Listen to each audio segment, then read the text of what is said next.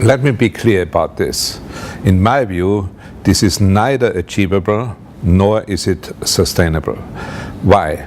Because first of all, we would need about 50% of our grain area to produce this 10% if we would produce it in Europe, and if we wouldn't import grains or plant oils for the production. And it is not sustainable because, in my view, first of all, food must have the absolute preference, and in a world where almost 1 billion people is starving, we should look more closely how we can achieve food security, and then discuss the possibility of biofuel production.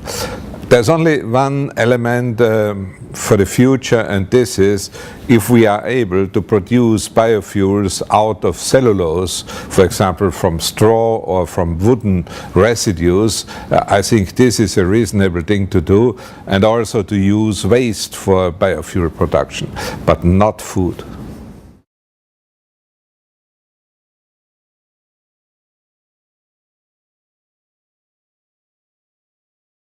Food must be healthy and food must be safe. I think this is a must in the future for the food production sector, and therefore we have to do our utmost to avoid any poisoning or any negative influences in our food production systems.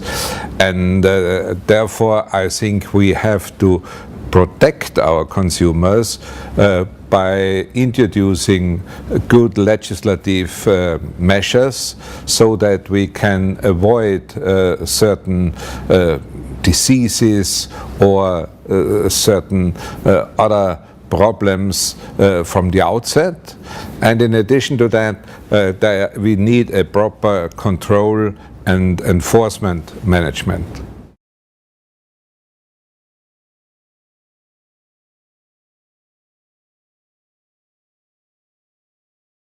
Well, first of all, let us be clear, liberalization is a process. You can not do it in one step, and therefore our reforms are also altogether a kind of process with different steps.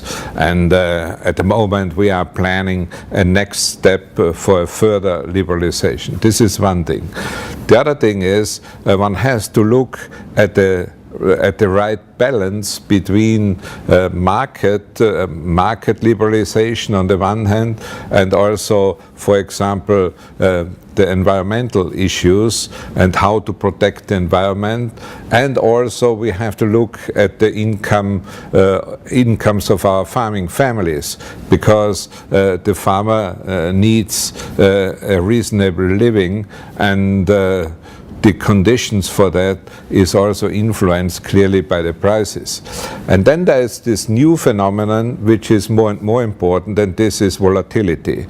And I think for the future it is very important that we develop measures to reduce this volatility, because this price volatility is not the traditional up and down of the prices, a kind of conjunctural development. It is more and more influenced first by climate change and the weather anomalies, and second also by this kind of new forms of speculation with derivatives. And this derivative speculation can also increase the price developments in both phases, when the prices go up and when the prices go down.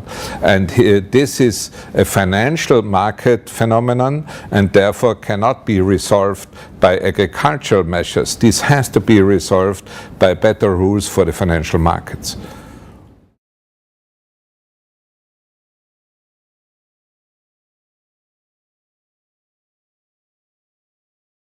Well, I would say that this is not a one-sided issue. I think we can learn a lot from each other, because if I look at the progress made in some parts of Southeast Asia, I mean, this is admirable.